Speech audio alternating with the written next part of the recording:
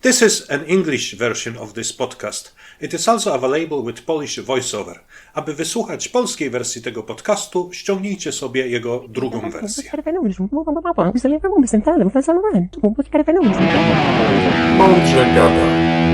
Rozmowy z ludźmi, którzy wiedzą, co mówią.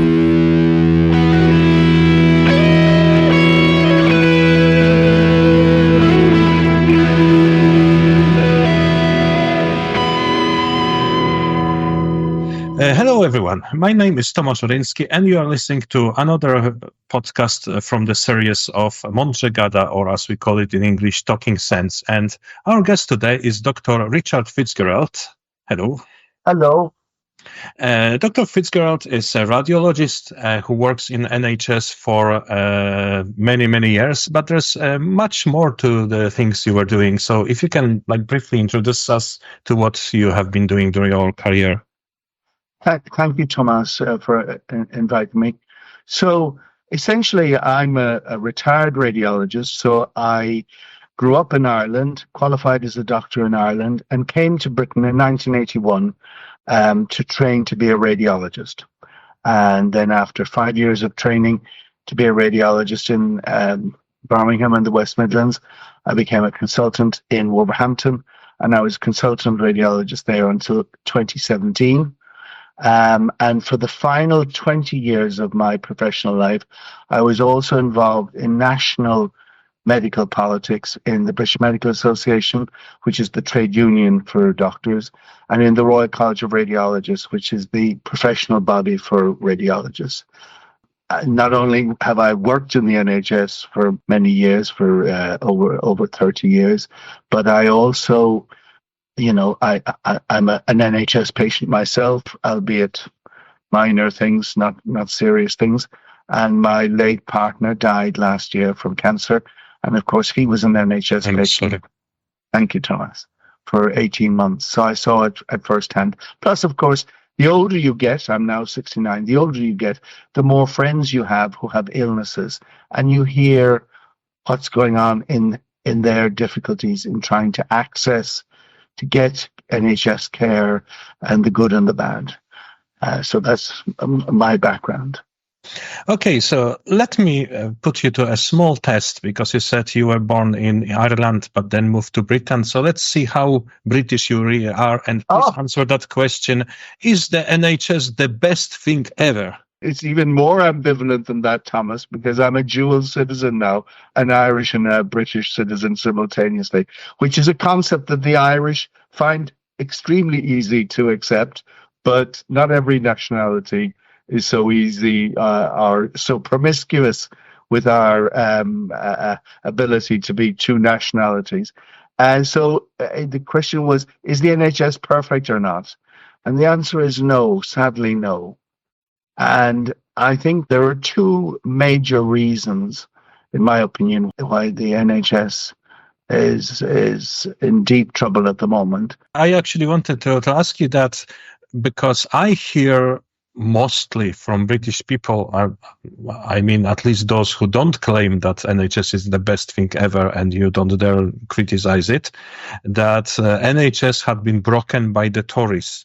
But my own experience as someone who moved to Scotland in 2005 is that it wasn't really great even before Tories. So I just wonder, let's be honest, it is a great idea, and I'm sure it was really great at one point. So what went wrong? What went wrong? You're right. Although the Tories have done immense damage over the past 14 years, it wasn't perfect beforehand. I think there are various issues. If you consider World War II, which of course was a defining event for all European countries, after World War II, there was an acceptance in society that a better world must be created, not just in mainland Europe, but in Britain. And part of that dividend, as it were, peace dividend after World War II in Britain, was the establishment of what they called the welfare state. And part of the welfare state was improved social care, but the major part of it was the National Health Service. And the principle was that, to quote the founder of the NHS, Di Bevan, who was a Labour health minister, in place of fear.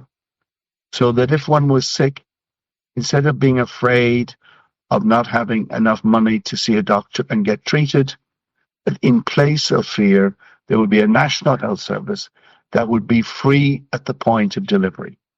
So that when you saw access to healthcare, be it with a GP or in an A&E or in whatever context, that it would be free at the point of delivery. Now, of course, the treatments that were available in 1948 were limited. And, they bear absolutely, little resemblance to the treatments that are potentially available now. Moreover, people at that time lived, much shorter lives. And patient expectations, of course, nowadays are much greater than they would have been in 1948. I think one of the problems is that politicians of all parties, like the public, being justifiably proud of the National Health Service, have never wished to be in any way frank about any of its shortcomings. And so over the past, the NHS now is, I think, 75 years old. It's 76 years old this year.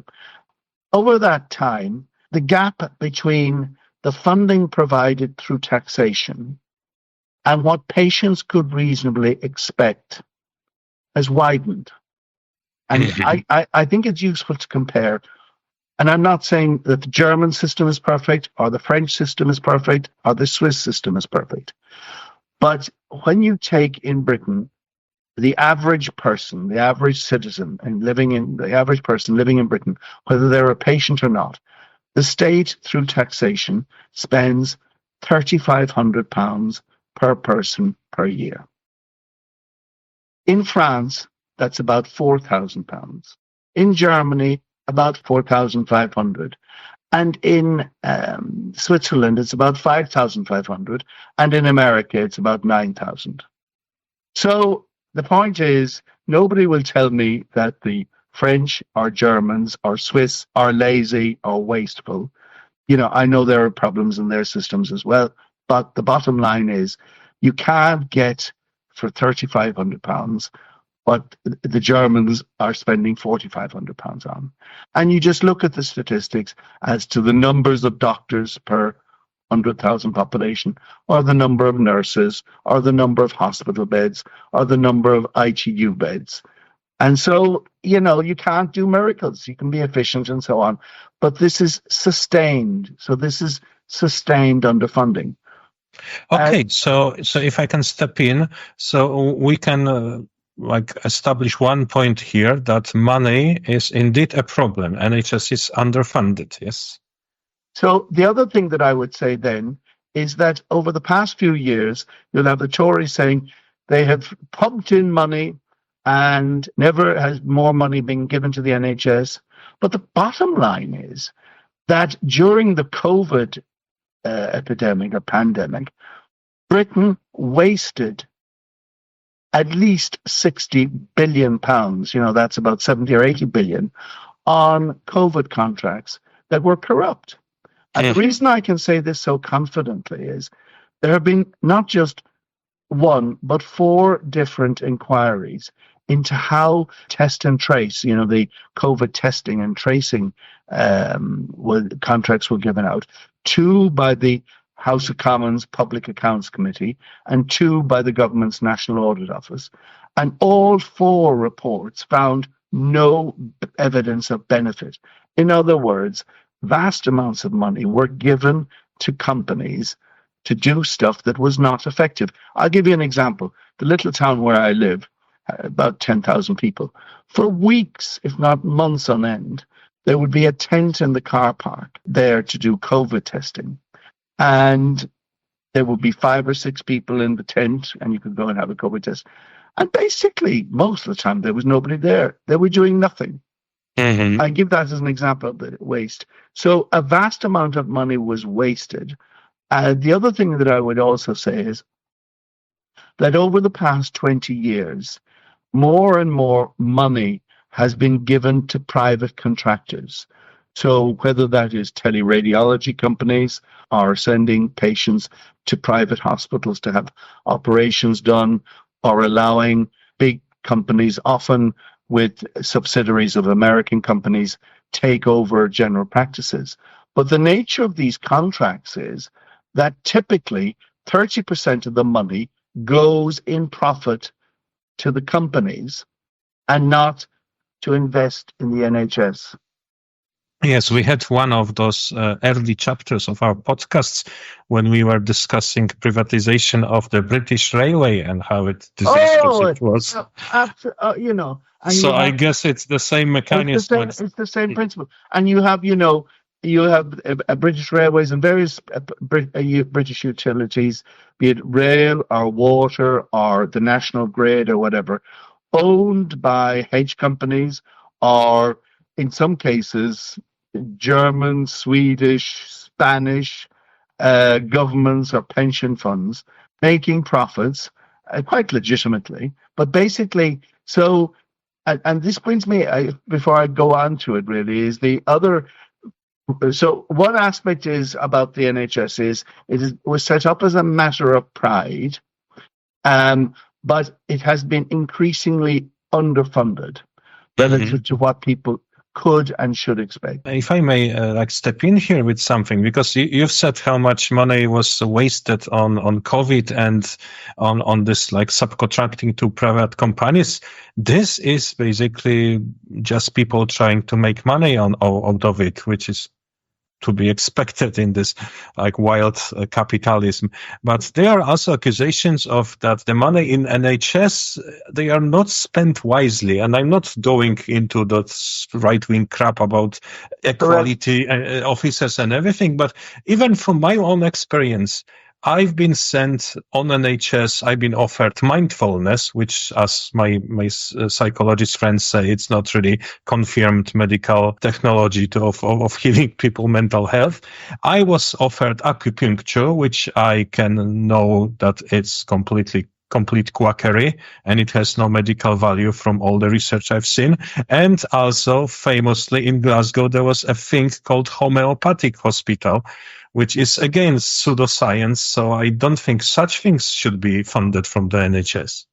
But what I would say about that, Thomas, is that being a radiologist, interpreting X-rays and scans, you'll gather I'm not well equipped to comment on the value or not of mindfulness or acupuncture. I certainly wouldn't be in favor of homeopathy. But the other thing I would also say on the issue of the capitalist, I'll come back to the waste in a moment, but on the issue of capitalism and the NHS, the other thing is when you look at British society over the past 1,000 years, essentially in the United Kingdom, where you have England and Wales and Scotland and Northern Ireland, and in the past all of Ireland. But fundamentally, you have two different tribes. So you have the Celtic nations, namely Scotland, Wales, and Ireland, and that is as different an ethnic group as, the French from the Germans, quite frankly.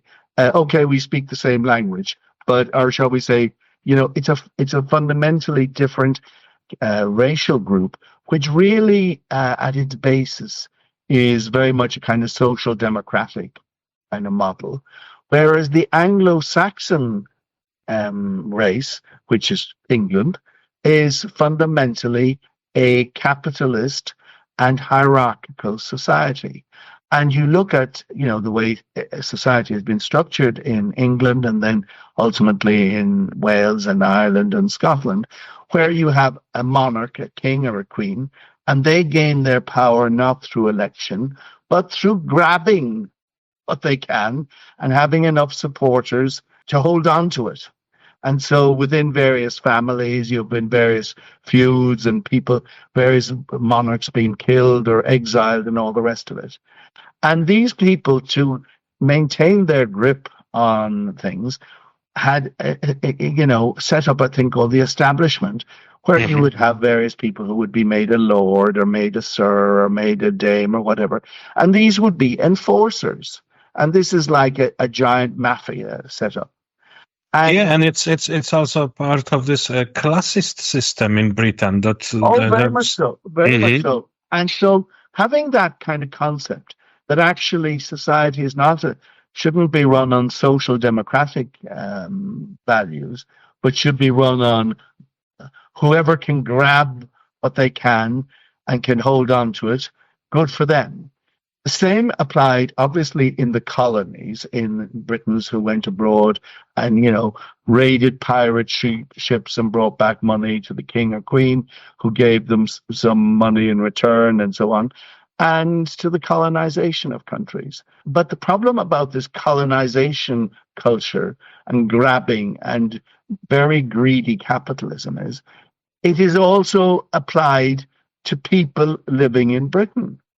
You get my drift? So however badly people in India or in Ireland or in Scotland felt they were treated, well, people abroad in the colonies were often treated much worse or similar tactics.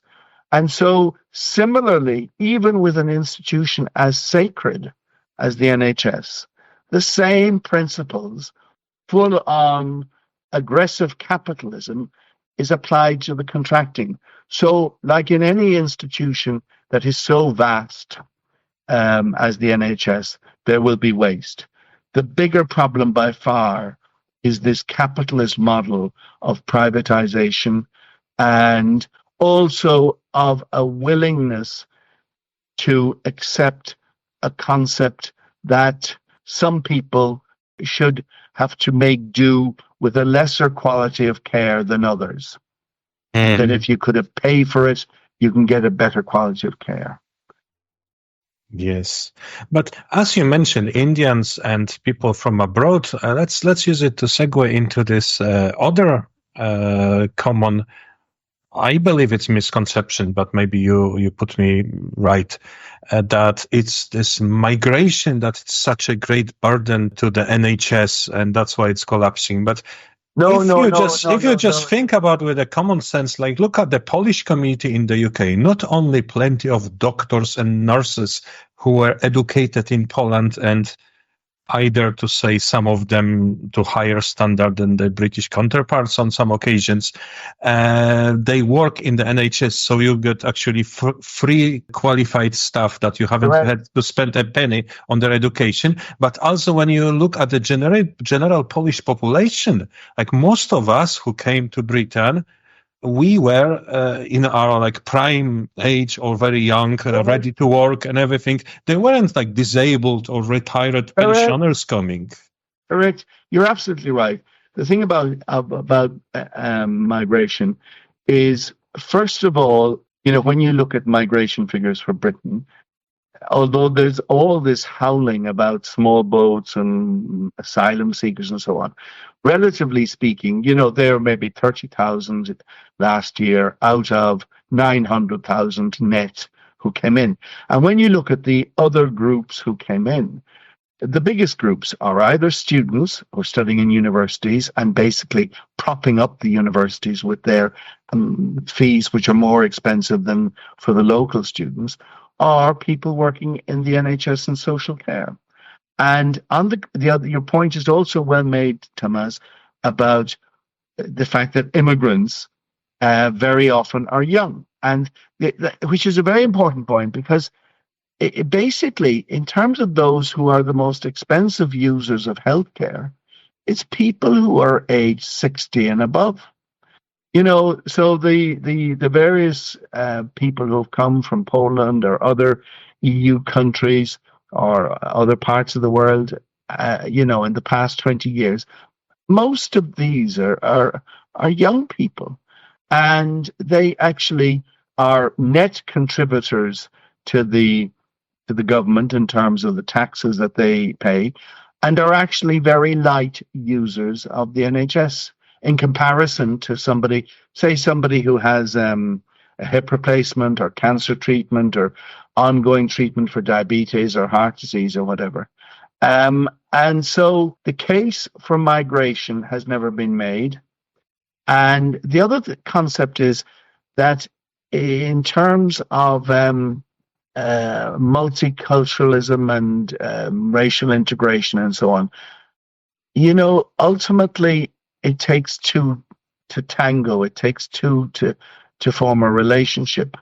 And so, in terms of people integrating in society, they must be made feel welcome.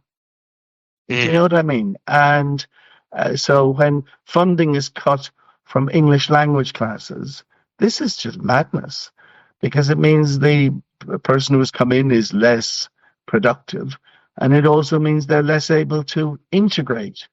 So, you know, I think that partly stems from the island nature of Britain.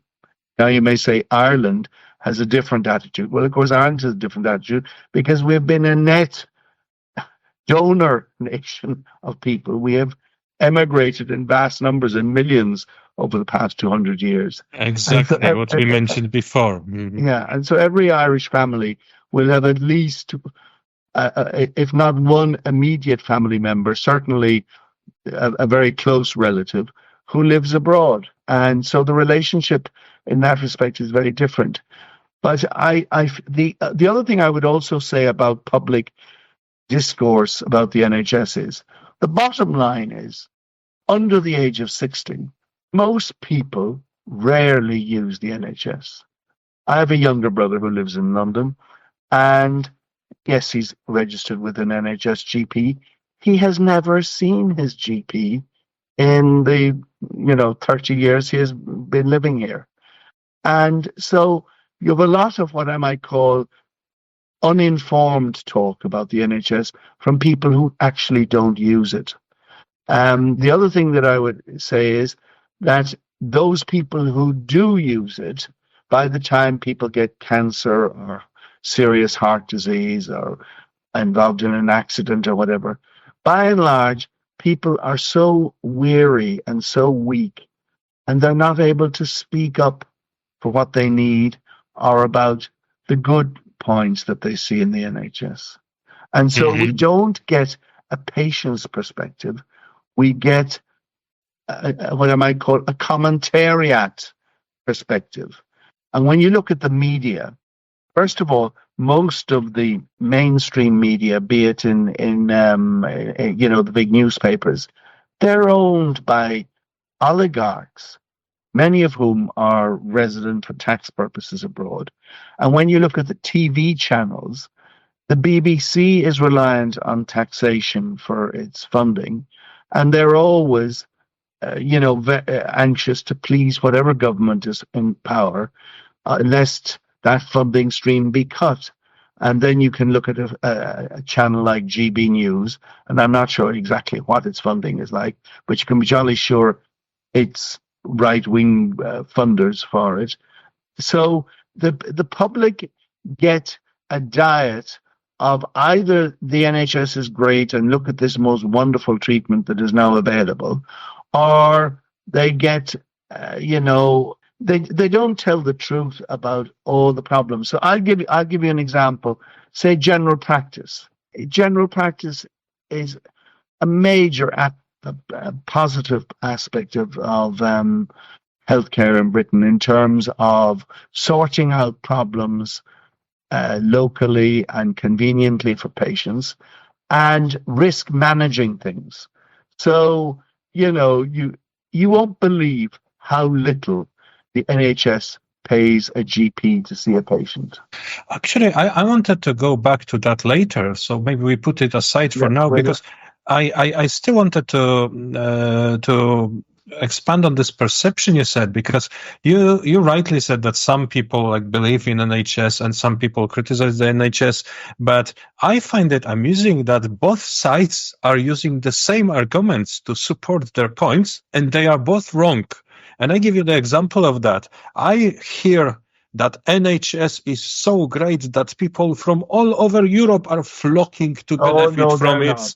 They're not. Those who believe that it's great, they think it's a proof how great it is. And those who think it's crap, they said it's crap because of them. But the fact is actually opposite. Like all my friends, not only from Eastern Europe, but Italians or Christians who lived in Britain, they also fly to their own countries to get medical help after they are unable to get one on NHS. I myself was told by my own GP after I've been assaulted and I had some head injury, and he was trying to get me to a neurologist. He was really desperate, trying to making phone calls, trying to move me up because it was urgent in his view. And he finally said, I think you are safe to fly. Just go to Poland. There's no chance you will get a proper help here anytime soon. So it is actually the opposite. So this myth about people flocking to Britain to use NHS is used by both sides. I agree with you, Tomas. I can't imagine that people would flock to Britain unless they were going for extraordinarily expensive private treatment in London. Those are the only people who come to Britain for care. And you're absolutely right. There's a journal that comes out every month called European Radiology. And you look at the articles in that journal every month. And you look where the high quality research is being done. And it's not being done in Britain. And it's being done in Germany or Belgium or Finland or France or Italy or wherever. And one of the reasons for that is that because the NHS is so understaffed, there isn't time or energy to do research. And because the funding, when you look at funding for research in general, in Britain, for decades, if Britain has one particular talent, it is actually they are very inventive. It's a very inventive nation, and so in my own branch of medicine and so on, penicillin was discovered by somebody in Britain. Similarly, anesthesia. Similarly. Now, X-rays were discovered in Germany, but ultrasound, CT, and MRI were all discovered in Britain. So in my branch of radiology, the bottom line is it is fundamentally a British invention, with the exception of the X-rays. But it's this marketing. But essentially in Britain, what Britain fails to do is to invest money in research and so therefore to sustain long-term development and marketing. So if you contrast, Britain spends 1.8% of GDP on research across the board, not just in health, but across everything. You look at a country like Finland or Germany, they spend 3.3%. So, coming on to twice as much as a percentage of their gross domestic product on research. So, there are lots of myths. And, before we came on air, you were saying about how my view is that Britain doesn't play to its full potential because of various handicaps. I think a fundamental handicap is this kind of hierarchical system whereby, at the top, you can have vast amounts of money and you kind of prey on the huge numbers of people underneath you to have that amount of money. And, that is not good as a basis for funding for research and development and therefore for innovation and technology and so on. But it's also not good for funding public services. And the second one is this supremacist neo-colonial attitude that just because in the past one had an empire that covered, I forget how much of the globe, and that the sun never sat. The sun was always shining at any point in the day on some part of the British Empire. That's not a good historical basis for competing and playing properly in a modern world or at any time. So it's like a player in a football team who is a wonderful player, who is profoundly inventive and so on, but who, by virtue of thinking that they are always the best and that they are always leading and that they've played great games in the past, feel that they should be given preferential treatment. and that's unrealistic. But that's actually very British. I'm just observing some discussion about Brexit, where those British activists demand access to freedom of movement, and they are arguing exactly along the same lines. You read them and you think that they think that because they are British, they should get better treatment than any other non-EU country. That's right. And of course, it's not, and it's totally unreasonable. And the thing is that, if you are in a club or a group or a consortium or whatever, as is the EU of 27 nations, there has to be give and take. And whether you're a big country or a small country, there has to be give and take.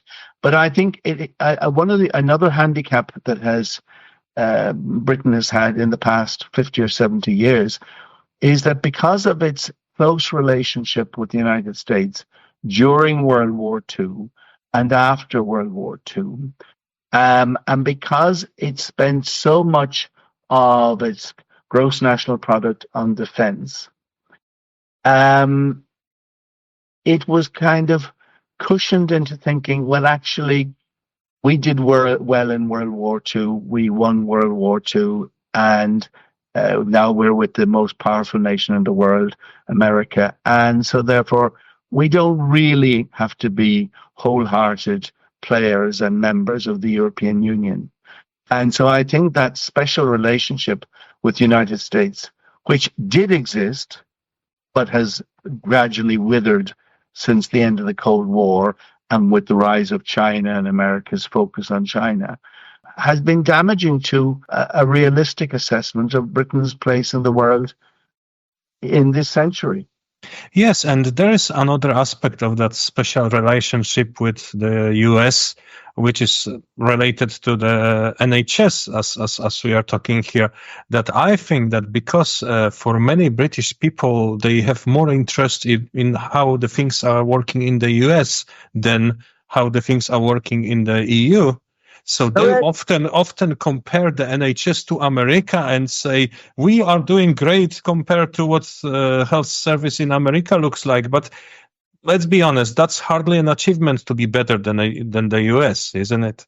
Correct. And I'll tell you, the other thing is, to be fair, when Tony Blair was Prime Minister and Gordon Brown was Prime Minister, now they made terrible mistakes in respect of Iraq, but they did put in a lot of money into the NHS. So any modern healthcare system in the developed world needs to increase its health spending by 4% per year. Mm-hmm. That is because people live longer, new treatments become available, and expectations rise. In the case of Tony Blair and Gordon Brown, they increased the NHS budget not by 4% a year, but by 7% a year. By contrast, since 2010, under the Conservatives, healthcare spending has increased not by 4%, but by 1 to 2%. And hence, we're in the huge mess that we're in. So if you look at the French, the Germans, the Swiss, and so on, they would all increase their healthcare spending 4% year on year. Obviously, there'll be some years it might be more or less or whatever, but there hasn't been this kind of increase of only 1 to 2% for 15 years as occurred under the Tories. So we spoke about the money, we spoke about the immigration, and we debunked that idea. We think that the immigration is actually great for the NHS because you get, to put it as simple as possible, thanks to immigration, you get much more doctors and nurses than you get sick people. So it's just a net profit for the NHS. The other thing I would say on the question of doctors and nurses, and I say this as an Irish doctor who came to train to be a radiologist here and who worked as a radiologist here. In an ideal world, every country would produce its own doctors and nurses. And these doctors and nurses would have it would have an advantage in understanding the circumstances of their patient, the language, the values, the expectations, the kind of the things that the societal beliefs and so on that matter so much to some people rather than to others. And undoubtedly, if you want the NHS or anybody here hires a doctor or a nurse from abroad, you're buying off the shelf. They're ready-made. You don't have to wait for them. You don't have to wait, to train to be a radiologist between university, medical school, and doing your basic medical training and radiology. It's 12 years. That's a long time to wait for a radiologist. To wait for a surgeon or an oncologist, you're waiting 15 years. So you can see the attraction for the state in Britain of employing people from abroad. But you can see that's not, the other problem is, in terms of fairness, you have huge numbers of British doctors who want to be, or young British people who want to be doctors or nurses, and in particular to be doctors. But when they qualify as doctors, they cannot get a post in the NHS to advance to train to be a radiologist. So when I came to Britain and I applied for radiologist posts, and I remember being interviewed, and there were 8 posts, and there were only 5 of us who had applied. So I wasn't taking a post from any young British doctor. Nowadays, if you look at a training post, so these will be for young doctors. They're qualified young doctors. They've spent 5 years in medical school. They've spent their first 2 years in what we call foundation year. And they're looking to train to be a radiologist or a GP or a physician or whatever. There are 10 doctors, British doctors, looking for one job. And this is because the underfunding of the NHS over the past number of years has cut the number of funding jobs. Correct me if I'm wrong, but I also assume that there's less positions because you don't need to pay for training of your own if you can just pick one from other countries. But well, then on the side, we also have to remember that you are picking someone from the other country paid to train them, and then they are gone. So it's also a brain drain on them. And the other thing that I would say, unfortunately, the latest capitalist trick in Britain is instead of hiring a doctor, hiring what they call a physician associate. Oh, yes, I wanted to ask about that. So let's go straight away to that. Because it's an important point.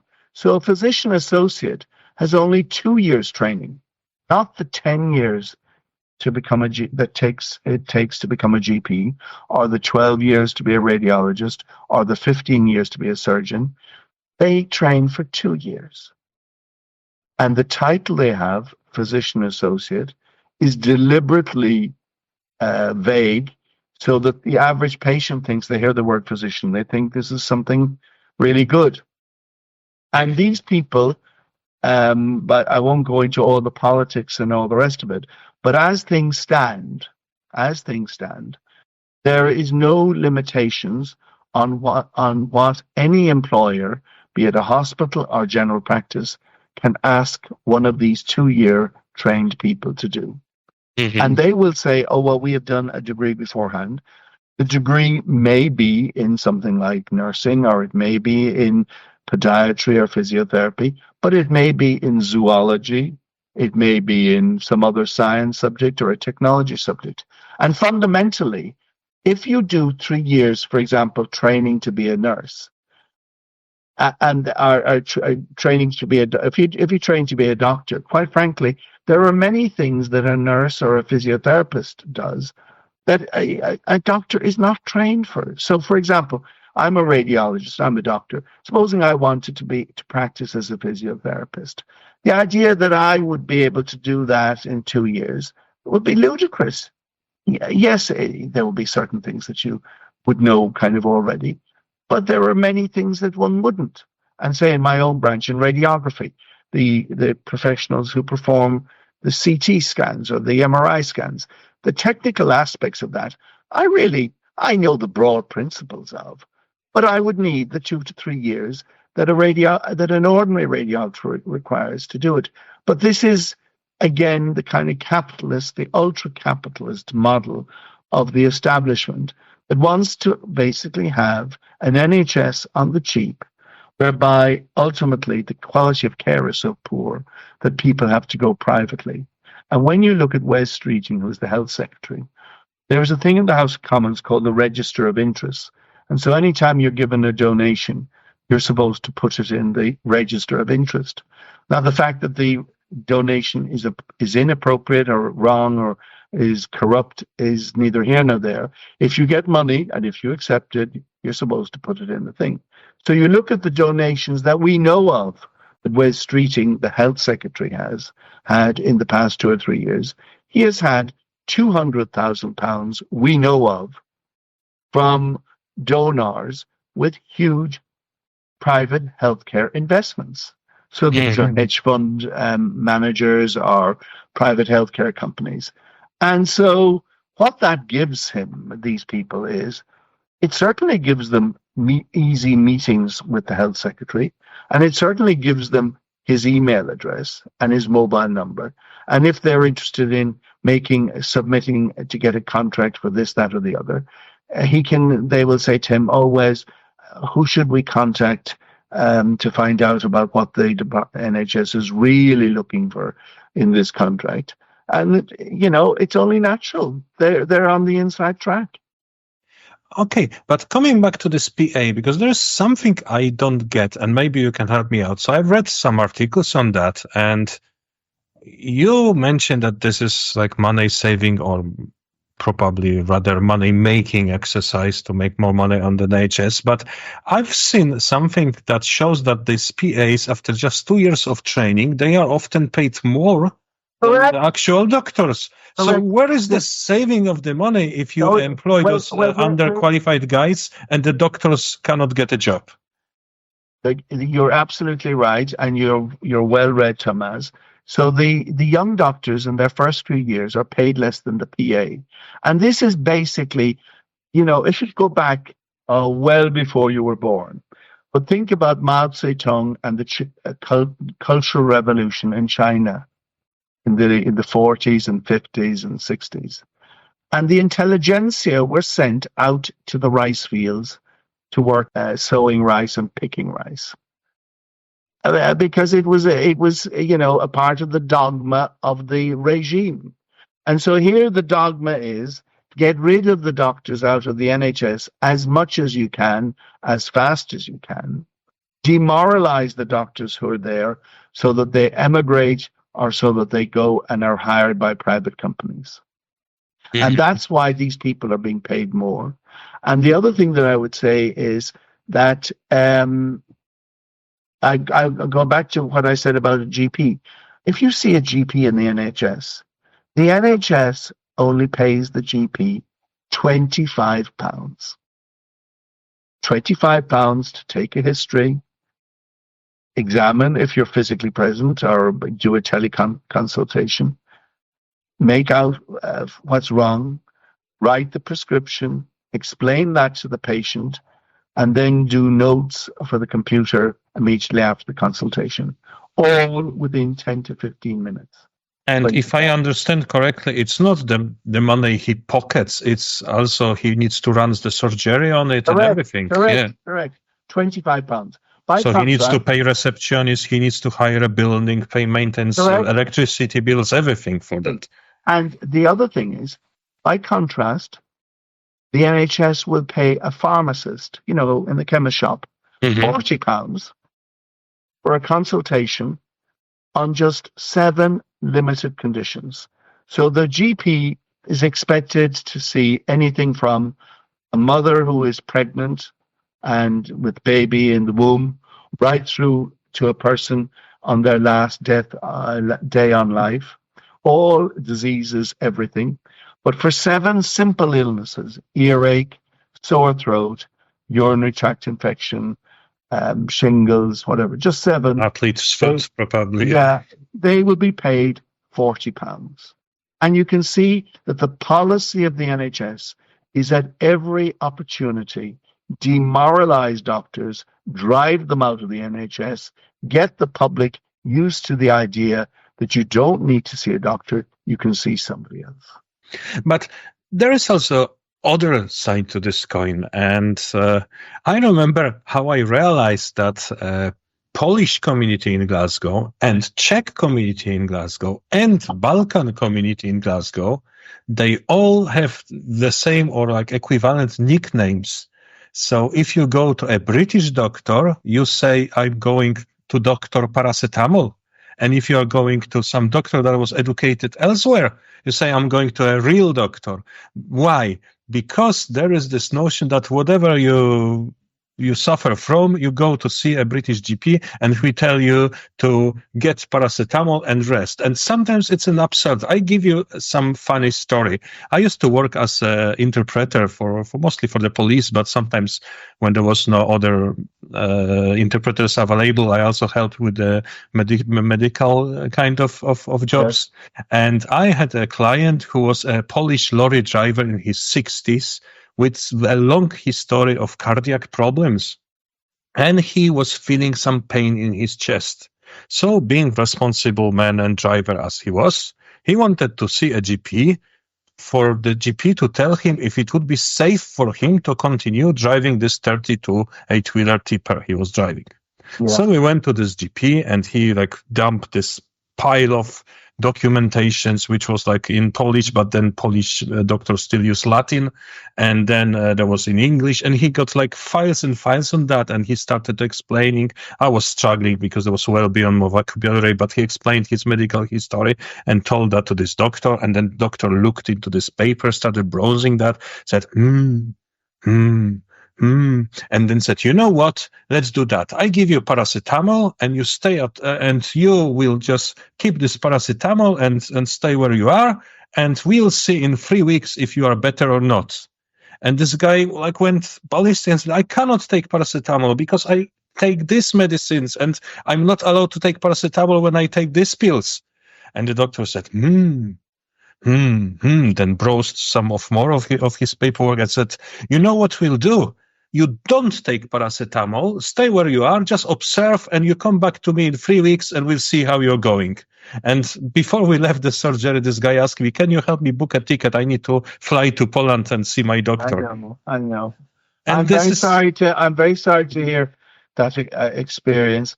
And I think that illustrates two things, Thomas. Mm-hmm. Firstly, it illustrates if the GP is expected to see a patient every 10 minutes, and is paid £25 to cover his costs and the practice costs. Unfortunately, they can't give enough time to complex patients. Yes, but we actually, I use this example because we spent a lot of time at this GP, much longer than 10 minutes, half an hour or something. He was really carefully browsing this documentation, reading, asking additional questions. So he really spent some time on it and then came up with paracetamol or not. The other thing that I would also say is, and this may seem a very sensitive point that I'm about to make, but accent matters. Mm-hmm. And so somebody who is, and obviously people who are colored experience this even more, but somebody who has a particular accent that can adversely affect the quality of a consultation and of the reception. So, for example, to be blunt, if that doctor was talking to somebody who came from the same part of Britain as himself or herself, I suspect the outcome would have been different. So you think that experience is typical to migrants, not because they know better, but because they got worse treatment? There's well-documented evidence that people who are, the other thing I would also say is, in Britain, in the NHS, there are probably about 200,000 doctors working in the NHS. A huge number. Now, just like 200 policemen or 200,000 teachers or 200,000 anybody's. Mm-hmm. They're not all going to be good. They're not all going to be caring. They're not all going to display the common sense and good decisions that they should. You know what I mean? there's tremendous variability. And again, within general practice, they're expected to do everything from the care of the unborn baby to the care of the patient in distress shortly before they die. And no individual will be expert in all of those things. Yeah, And it may well be that this particular doctor should have said, look, cardiology is not my strongest point, but my colleague, Dr. X, I'll make an appointment for you to see him, because this is a very big decision to make as to whether a lorry driver with significant heart disease is fit to work. And I think it would be wiser, both for you and for society, that you see one of my colleagues. Yeah. And that I, by contrast, my particular strengths are looking after children and women's problems and problems of women when they're expecting babies. And my other colleague, his expertise is in psychiatric problems and stress. And I have another colleague, and their particular expertise is in musculoskeletal backache and joint pain and so on. And we all subspecialize. And that's what happens in a general practice, is that there are, even though they're general, but the bottom line is, and they'll be able to cover. So if you take 100 patients turning up to a general practice, most of the conditions will be fairly routine and straightforward. There might be blood pressure, there might be asthma, there might be a urinary tract infection, there might be pneumonia or something like that. All of those will be fairly straightforward. But cardiology fit to be a lorry driver, that's a very serious decision. That's yes, not, but I do see that. But if I may interrupt you, because the first thing is, it's not like unique experience. I just use this example because it's very, like, I would even say quite amusing, but in a sad way, I guess. But if you go to any Polish forum for like Polish community in Britain, you will have those examples piling upon one another and so on. And let's remember that the GP is not a unique British concept. We have the same in Poland. It's called lekarz rodzinny, the family doctor. But his role in the system is basically the same. And yet, whenever I speak with my friends who live in Poland, even foreign friends who live in Poland, their experience is like vastly different. And also, this is also not only limited to the GPs. I had a car accident, for example, still in the 90s. So I went to the hospital, and I remember it looked so bad. It was well before we were in the European Union, so you could shoot the Chernobyl series in there. This is how a hospital looked like. And I remember the nurse rolling me on the wheelchair with a puncture wheel, because they had no orders. And yet I was kept overnight. I was seen by the two specialists. I had an x-ray of my head and everything. And when I was assaulted in Britain, I went to the hospital, to A&N, after blacking out while driving. So I would say that was quite serious. Very serious. Yeah, and they just like snapped fingers left and right, asked me to stand on one leg, and they said, "Oh, you'll be okay in 2 weeks." Three weeks later, I was dying of pain, and my GP, who was brilliant, couldn't do anything about that. He told me, just go to an emergency again. You are in an emergency, you have to see them. And they see me again, snap fingers again, are on my head, and they said, no, you'll be fine. And that was the moment when he told me, you need to fly to Poland. You won't get any service here. I flew to Poland, and the doctors in Poland were outraged that I haven't even get an X-ray done or MRI or anything. And by the way, I've been okay.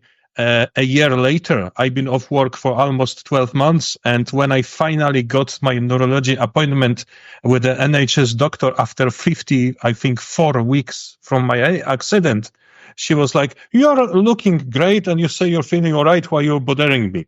So, so that was the system on NHS. I'm very sorry about that. I do feel, Thomas, that within the NHS, and I stress 200,000 doctors. I know, Kate, you will be able to say, well, I know of, and through my friends, I know of 50 doctors, and they're the standard of care has been poor. I think within a kind of a structure that is so state-run, that is so vast, that has been a religion of society for 75 years, whereby if you are, unless you are over 75, unless you're over 80, you will never recall a system other than the NHS. So very few people know of any other form of healthcare. So they don't know what it should be like, as in Poland or elsewhere. You understand? And there's a complacency that this is the only thing they've experienced. It must be the best because it's British. This must be, what you expect. And I also would say, if you take, say, somebody, when I said earlier, in an ideal world, in any country around the world, all the doctors and nurses ideally should be from that country, because they will be familiar with the accent, they will be comfortable with the tone and intonation and so on, and they will pick up on things that are sad or anxious or angry or whatever. And if you take, for example, in Scotland, how somebody in Scotland will relate to somebody with an accent from the south of England, or conversely, how somebody in the south of England will react to a doctor with a Scottish accent. It may be positive, it may not. But maybe there is something to this culture. I recall briefly reading some article years ago about how the British NHS is great. It's really great when things go bad, but it's not so great on prevention. While the other health services... Oh yeah, I think the prevention thing, obviously that's a huge thing. I won't go into that now, Thomas. It's not my area of expertise. But, the bottom line is that, I spoke about healthcare spending should be 4%. And under the Tories, it was 1 to 2%. In the case of public health, it was even less than that. It was frozen. But let me tell you how I recalled this article, because I had some experience here recently in Finland when I had a minor problem in my health addressed that I've been trying to address in Britain. And after I've been nagging my doctor for some time, he sent me to some basic test, which came inconclusive, and said, well, I cannot say anything in this, but don't worry, when it gets bad, we will address this. And then this problem came out on my regular workers check, because you got this employment medicine, I'm not sure how it's called in English, that where you undergo this throat check, and I was never examined like that in my life, so it's a really high level. And they started to look into this problem, and because it was out of the scope of my work medicine, I was referred back to the mainstream medicine, because in Finland the health service is 2-tier, but let's not go to it. The bottom line is that after being prodded and tested and MRI'd and USG'd, and I had every possible test done, the doctor, the specialist I was referred to, told me that, so we know this is not this, not this, not this, not this, this is this, it won't get any better, but it won't get any worse, this is just how your body works. And now I'm peaceful and calm about that. I wasn't when I heard from my British doctor, we will deal with it when it gets worse. So I think, again, I'll give you an example, because you mentioned there about having tests and so on. So, the waiting times to get the result of a scan. I know of 2 cancer patients, who are having treatment now, and each of them have on occasions waited 6 weeks for the result of a scan as to determine whether that treatment was working, whether that treatment should continue, or whether they should go in a different time. And the bottom line is, in the college where I was on committees, we told the government every year, we provided data from every hospital, 100% of hospitals across Britain, how many radiologists there were, how many were coming up to retirement, how many were needed, and how many they should fund. They were told this every year in a report since 2007. And they continue to underfund posts to train doctors to be radiologists. And hence, there's this kind of wait of 6 weeks or even longer for a report of an MRI scan or a CT scan. So you can see why in the NHS they wouldn't have done many tests, because they know you'll be waiting forever for the bloody report. And again, the same kind of concept in neurology. Like, you know, I mentioned about how there are fewer doctors and fewer nurses and all the rest of it. And you drill down, and this really has an impact on the care of any patient. Because if I forget the relative figures of how many radiologists per head of population there were compared to France or Germany or Italy or Finland or whatever, but it was way, way less, way, way less. Yes, that's true, but still in Finland the waiting times aren't great. Well, they are much better than in Britain. That's not an achievement, but it took me a year to have this problem sorted, because I've been referred to different examinations and specialists, and it was always months of waiting between them. But still, they were like willing to do that. So that's I think this cultural difference. I also think, you know, because of. I think there is a variety of things, but I do go back to, you know, the Soviet era. And if you think of the way healthcare deteriorated in the Soviet era, and, you know, it was partly obviously funding and so on, but it really was run down. And, you know, the healthcare outcomes and so on were dreadful and so on. And in the case of the NHS, so bear in mind, so the collapse of communism, 1989 or 1990 or whatever, and that was about 70 years after communism started. Well, it's now 75 years since the NHS started.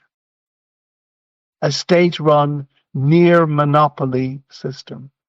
And I don't know of any near monopoly that really does well. Yeah, I have to defend it slightly, because the Polish health service under the communism, I was still a kid, but I remember that, and it wasn't really that bad. Some people say it went much worse after communism collapsed, and we went into this free market economy, and funding was cut and everything. So there is also this opinion that, for example, in Cuba they are like way funded, but the attitudes and of the doctors and how well educated they are, it's one of the best in the world. I don't know how true is that, but I think it is phenomenally good. I also think these things depend also on how well staff are treated and how much they're valued. So I'll give you two or three different companies, and I'll give you Quick Fit, you know, that put on tires in Britain, and I'll put you and Halfords, but in particular Quick Fit. So I have used Quick Fit. These are, you know, if you have a flat tire or I know it's one of this like network garages that does tires, radiators, easy servicing. Yes, and I have used several different branches of these over the years, and I suspect the mechanics are not hugely paid. I don't know how much they're paid, but without exception, I have always found them to be positive about their work, positive about their dealings with the customers. And so it's not just about pay, but it's about the atmosphere in the company.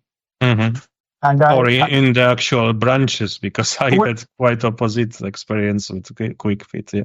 But I know I get the point you're making here. Yes. Do you know what I mean? And again, I've had less experience, but also very positive experiences from Halfords. It's kind of they have more the shop rather than the servicing, but they also do kind of things.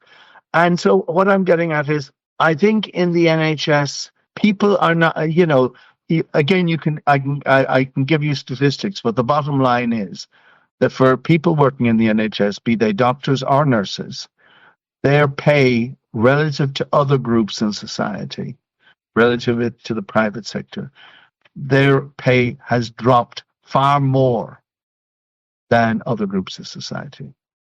And so that's one aspect, pay. I also think there is one hell of a lot of propaganda and managerial, excuse my language, bullshit in the NHS that really demoralizes and is hypocritical and is hated by staff. So Yeah. I also heard that there is like way too many managers compared to the actual staff who do the actual jobs that NHS is supposed to do. And not only they are not needed, but they are also like interrupting the flow of work of those people who do the real work. It's something out of the David Graeber's book, the Rise of Bullshit Jobs, that they have these jobs that they are not really needed, and then they make up things to feel that they are doing important jobs. You know, I wouldn't say, you know, many NHS managers are actually doctors or nurses who go into management because, in particular with nurses or radiographers or physiotherapists or whatever, to really get the best pay, one has to stop being a nurse or a radiographer or a physiotherapist or a paramedic and go into management and boss everybody else around.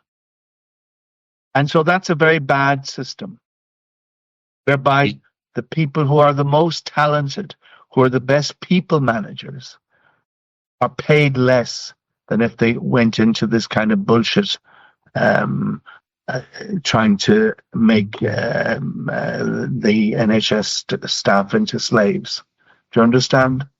Yeah, I think I know what you mean. Although on the right side, it's maybe better for the NHS if the actual doctors became the managers rather than someone with just like economics school or whatever, because they will really understand the needs of the staff and of the system, unlike the guys who are trained in making money.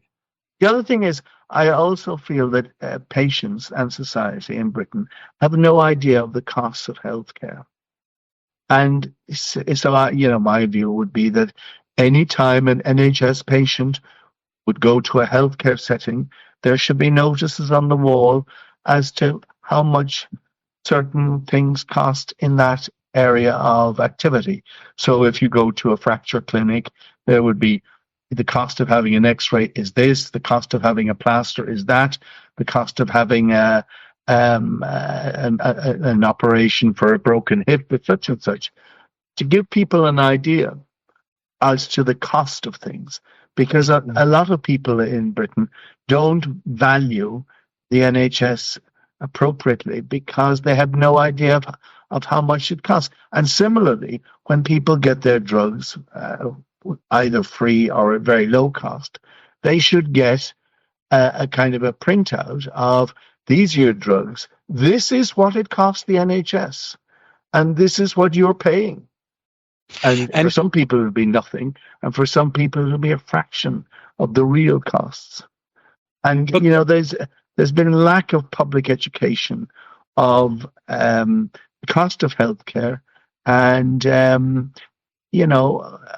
so I'm a huge fan of the principle of the NHS, but I'm afraid the system is being deliberately run down, both by Labour and the Conservatives, to benefit the donors of their parties. Mm-hmm. So I wanted to slowly wrapping up. So I wanted to ask you what we can do to fix the NHS. And I think the first thing ever is even such an ignorant person as me can see is to admit you have a problem, because until you admit you have a problem, you won't be working towards solving it. So that would be the first problem. Now that you mentioned several times about underfunding, and I wanted to, as we already mentioned about the costs and patients lacking knowledge on how the things really costs. What do you think about partial payment?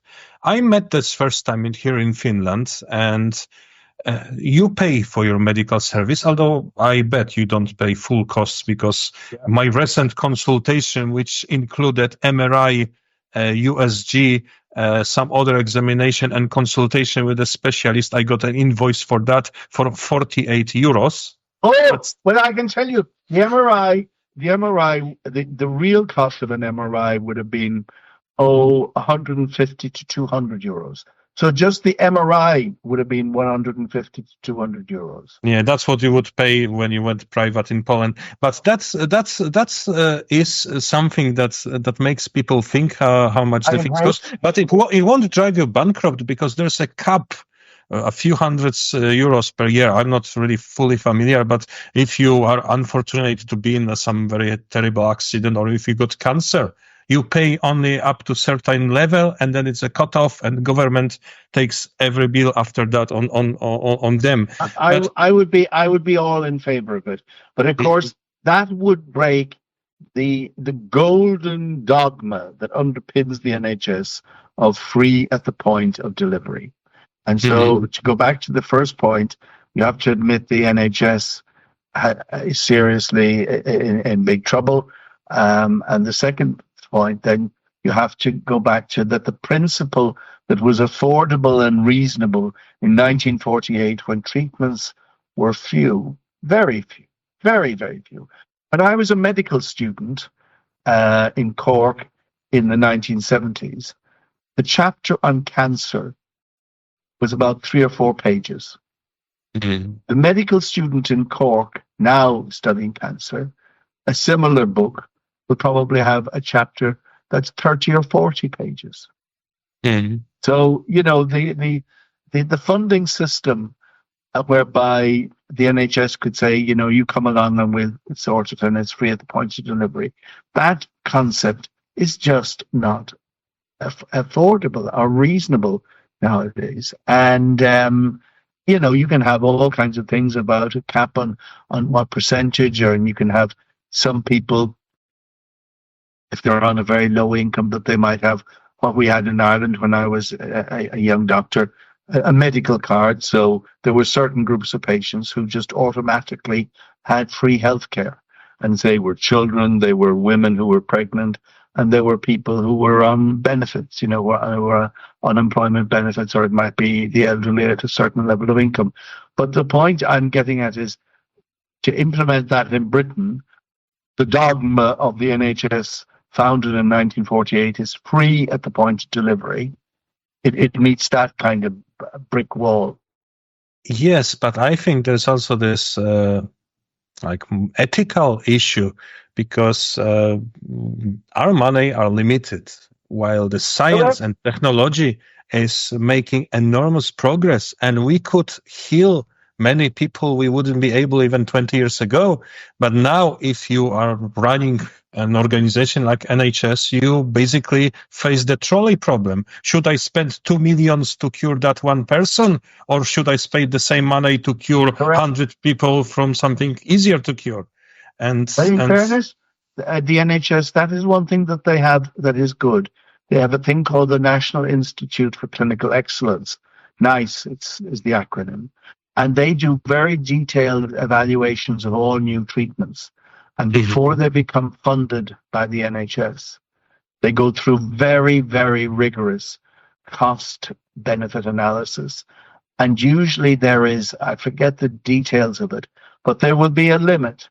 And it'll be something like, it might be, say, £30,000 per quality adjusted life year.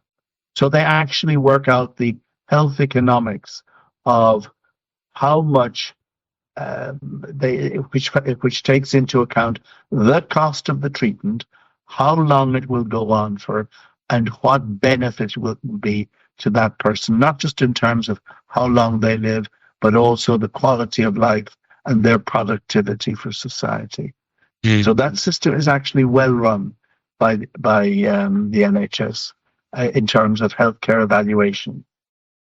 Yeah, I have to say, like, let me make a slight diversion here, because I probably come out as like NHS basher, and it's not. I see many great things with the NHS. I heard plenty of stories about people getting wonderful treatment, with maybe 2 exceptions. Like, every single employee of the NHS I ever met was like lovely and professional and helpful and everything.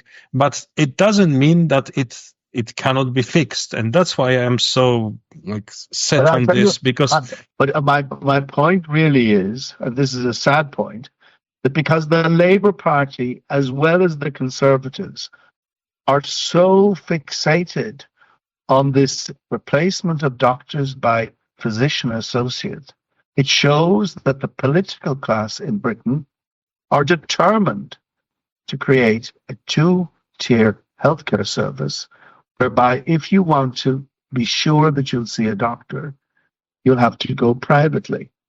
And they are determined to do this because they're corrupt. Mm. And it's very sad.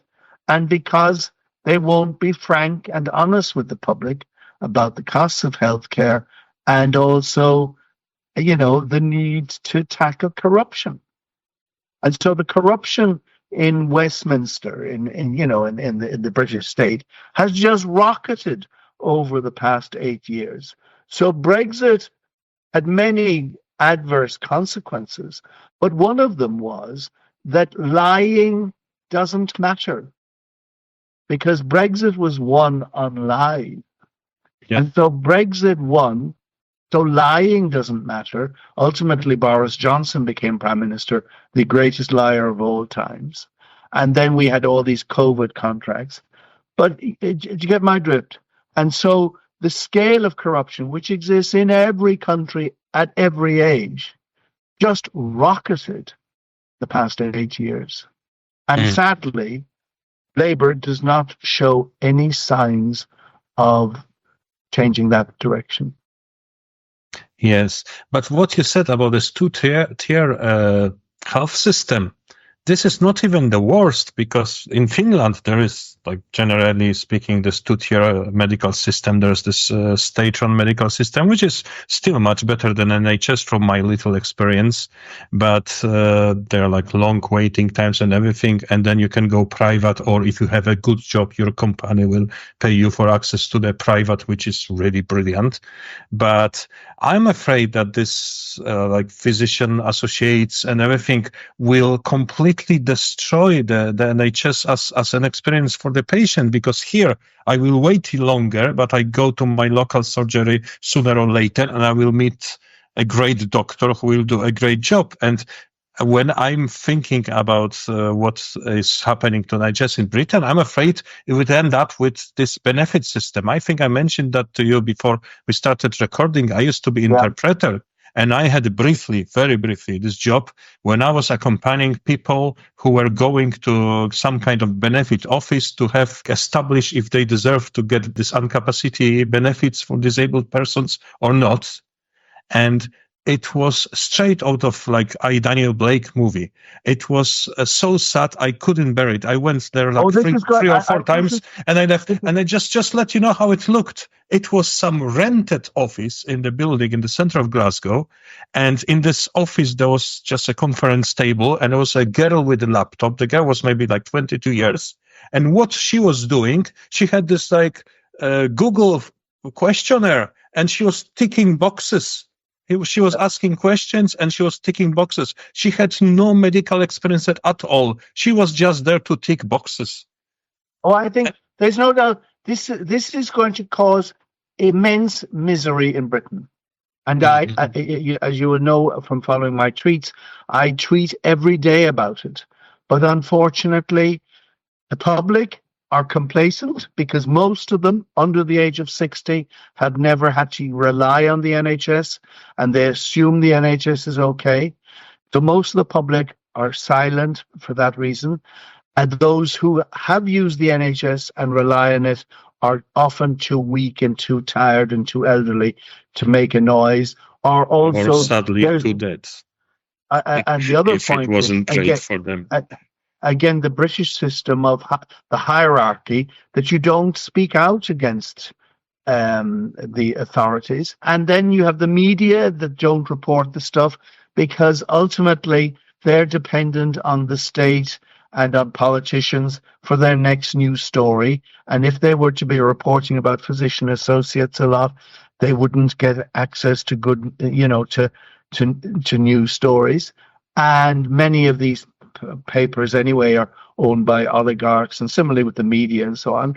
And as I say, unfortunately, both Labour and the Conservatives, and hence when you look at the opinion polls, Labour, which won a huge majority, well, it won a majority on the basis of first past the post, which is a political system, which is the only other country that uses it in Europe is Belarus.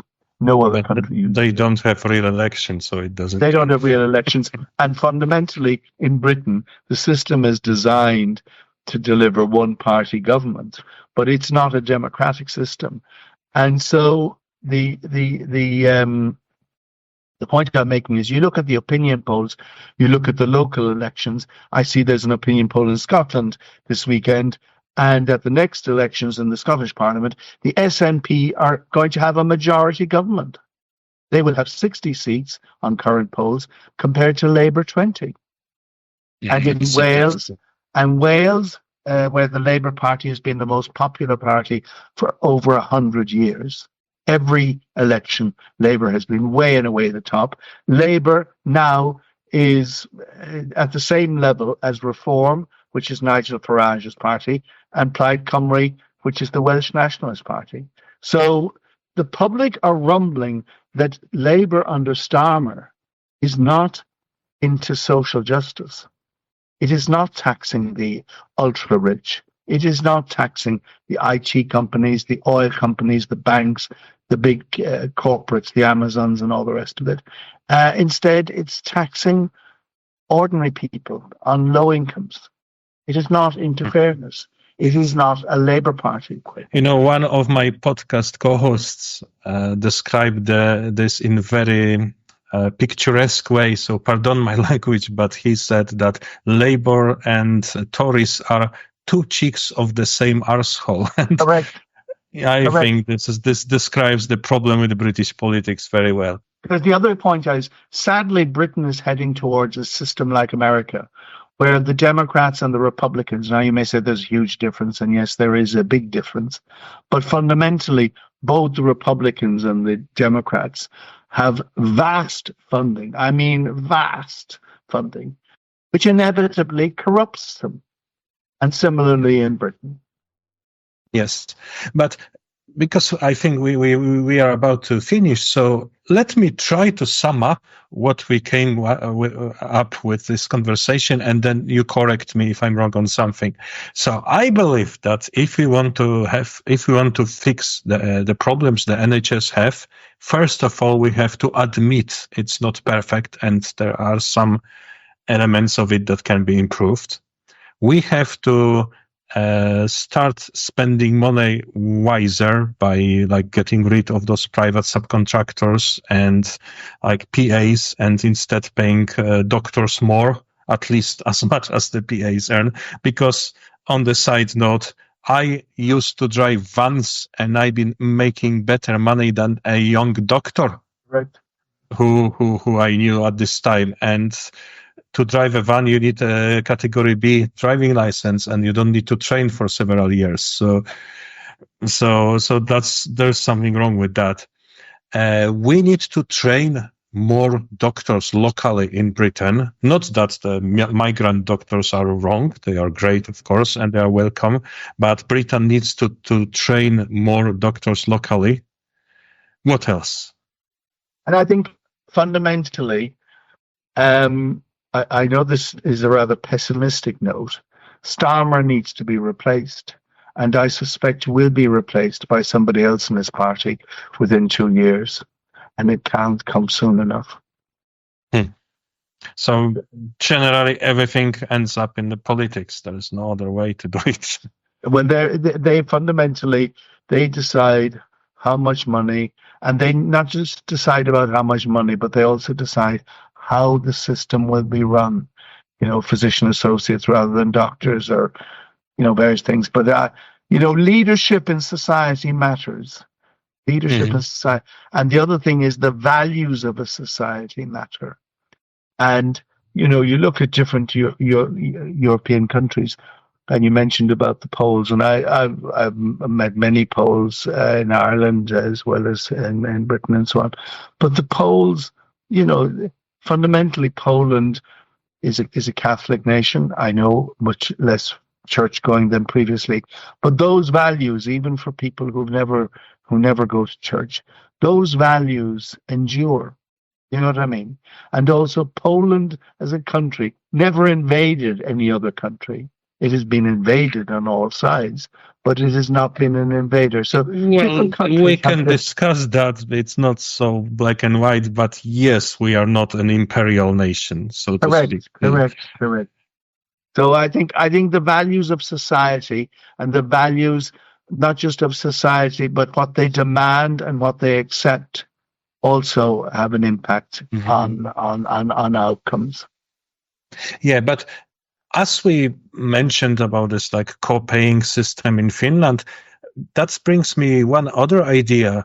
Do you think Britain needs a fundamental discussion about the NHS? Like people and politicians have to sit down, like I'm not saying literally, but as a way of thinking and say, listen, guys, we cannot afford to have the NHS that is free to everyone and offers everything to everyone. We need to make it working because people live longer. We have much more expensive treatments. We need to do some reshuffling for it to work better for everyone. But there is, I think there does need to be a national consultation. And there is a national consultation that was launched about a month ago and will run for 6 months. But we shall see what they do with the consultation. So it's one thing to have a consultation. There has to be an open discussion. The other thing is, these discussions are quite painful. So if you look at countries where you have these kind of discussions, in Ireland, for example, they were held in the past 10 years over the matters of abortion and over the matters of marriage equality and gay rights and so on. And there were public meetings all around the country organized by the government. And currently, the same process is starting with a view to the reunification of Ireland in future years. So these public discussions on major topics are possible, but they are quite painful. And it requires serious societal buy-in, but I'm afraid the level of corruption in Britain, in the political parties and in the media, is such that I'm not sure that model is possible. And you look, there are things called. There's an organization, I forget what it's called, but they publish a thing called the Transparency Index, and you look at a country like Finland, and it scores extremely highly. And you look at a country like Britain, and its transparency or its honesty has fallen dramatically in the past 10 to 20 years. Mm. And so there's objective data about what I'm saying about the corruption and the impact on public discussions on things. I'm sorry to sound rather gloomy about it, but I'm afraid, in my opinion, from having tweeted one hell of a lot every day for 18 months about these physician associates and the lack of political change and the lack of public outrage, I'm not optimistic. Yeah, that was about to be my last question, if there is any reason to be optimistic. So you just answered that. Unfortunately, unless when I say I think Starmer will be replaced within 2 years, the reason that I say that is that every May there are elections across Britain, and that most of these are held at local level, county council level or city council. And I think on the way things are going, every week, in fact, in Britain, there will be half a dozen local council elections around Britain.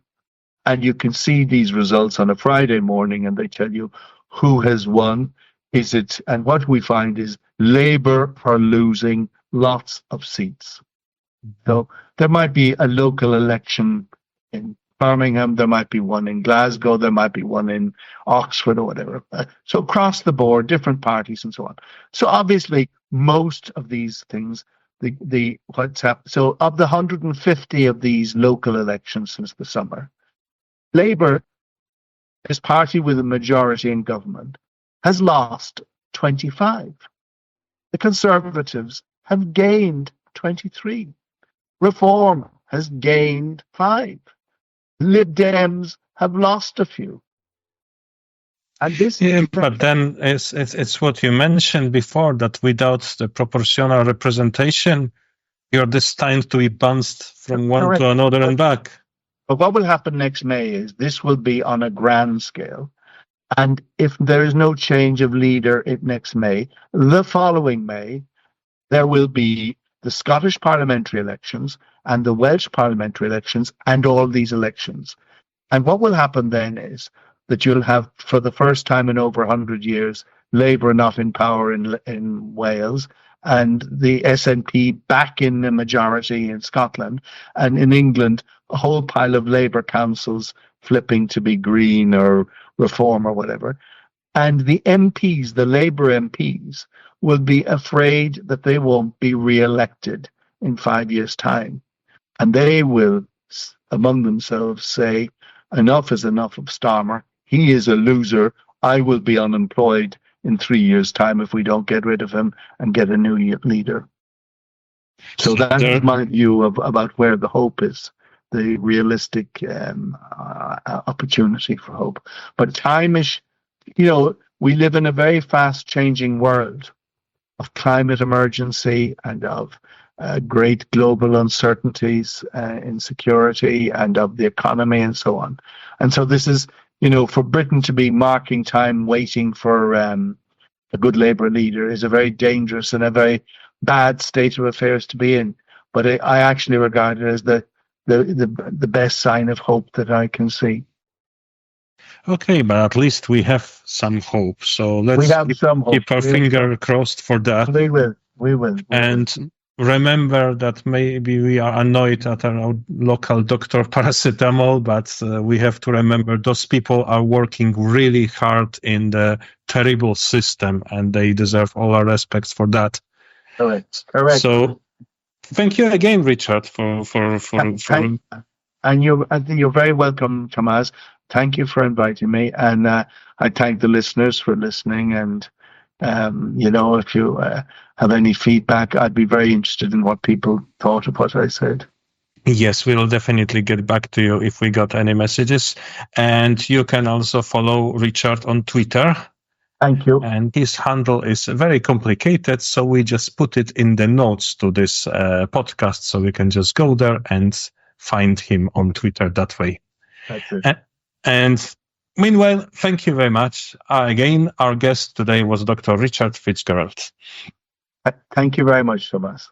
Thank you. And